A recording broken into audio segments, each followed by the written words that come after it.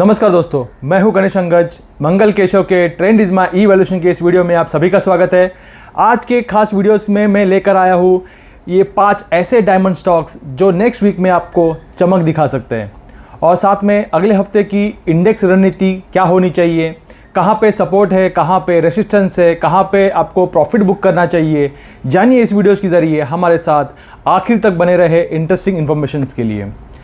जैसे कि अगस्त सीरीज़ थी, वैसे ही दमदार शुरुआत सितंबर सीरीज़ की होती हुई दिखी है, और सीरीज़ की एक पहले ही दिन बाजार ने एक रिकॉर्ड तोड़ तेज़ी बनाई।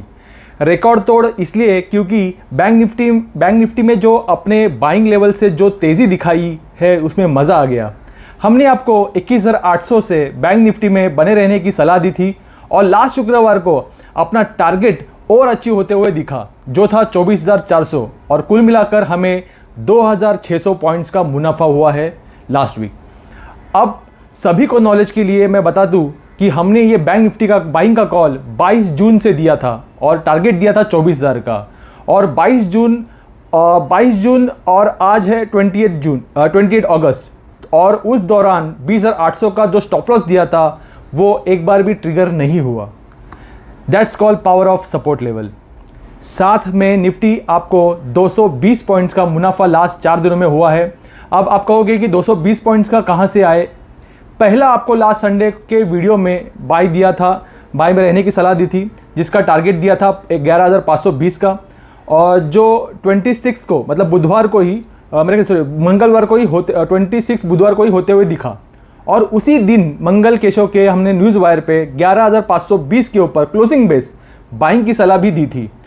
उसी दिन वो एक्टिवेट भी हुआ, जिसका मुनाफा हमने शुक्रवार को 11,670 पे करवाया।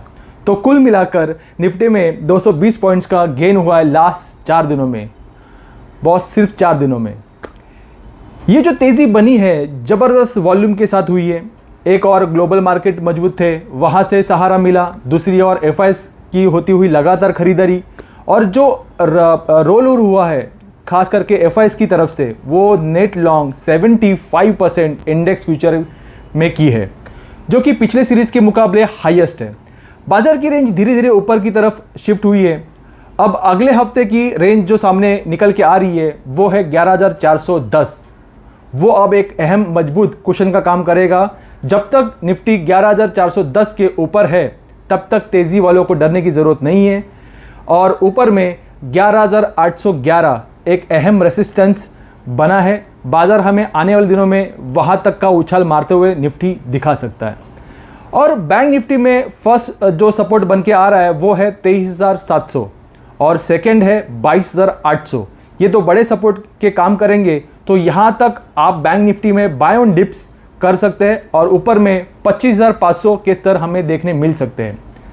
अब बढ़ते हैं वीकली स्टॉक्स सेगमेंट्स पर।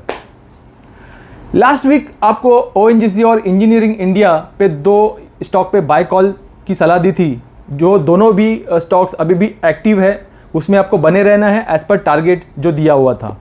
17 अगस्त के वीडियो में हमने आपको ब्लू स्टार बाय कॉल दिया था 541 पे, और उसका टारगेट दिया था 640 का, और जो लास्ट शुक्रवार को और अचीव होते हुए दिखा है, और हाई किया है ब्लू स्टार ने 674 का।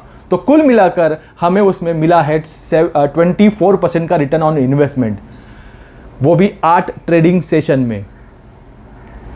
बढ़ते हैं नेक्स्ट वीक के इन्वेस्टमेंट कॉल की तरफ। अब आगे हफ्ते के लिए हम लेकर आए हैं वापस 5 डायमंड स्टॉक्स। लेट्स सी वो चमक दिखाने में कामयाब होते हैं कि नहीं। हमारा पहला फर्स्ट बाय कॉल रहेगा फार्मा सेक्टर से, और वो है सन फार्मा।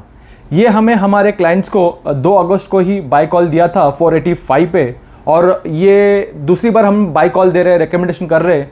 इस शुक्रवार का इसका क्लोजिंग प्राइस है 555 पर।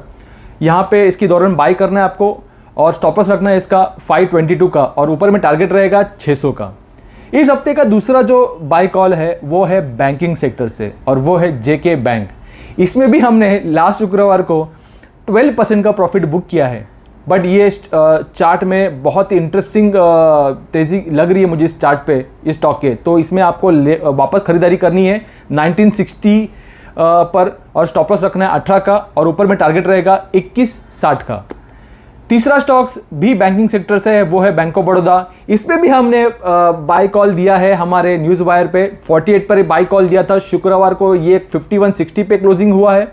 मतलब ये आपको हमने इस स्टॉक को बॉटम पे पकड़ा है बैंक ऑफ बड़ौदा को। इसका ऊपर का तरफ जो टारगेट है वो 54 का है। तो जो नए क्लाइंट्स है इसमें बने रह सकते हैं 48 के स्टॉप लॉस के साथ। इस हफ्ते का जो चौथा कॉल है वो है पेट्रोकेमिकल सेक्टर से, और वो है मनाली पेट्रोकेमिकल।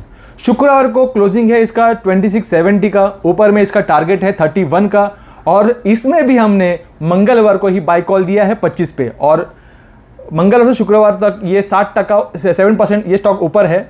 इसमें भी आप बने रह सकते हैं। नए क्लाइंट को खरीदने की सलाह रहेगी मेरी, और ऊपर में 31 के टारगेट के लिए इसमें भी बने रह सकते हैं।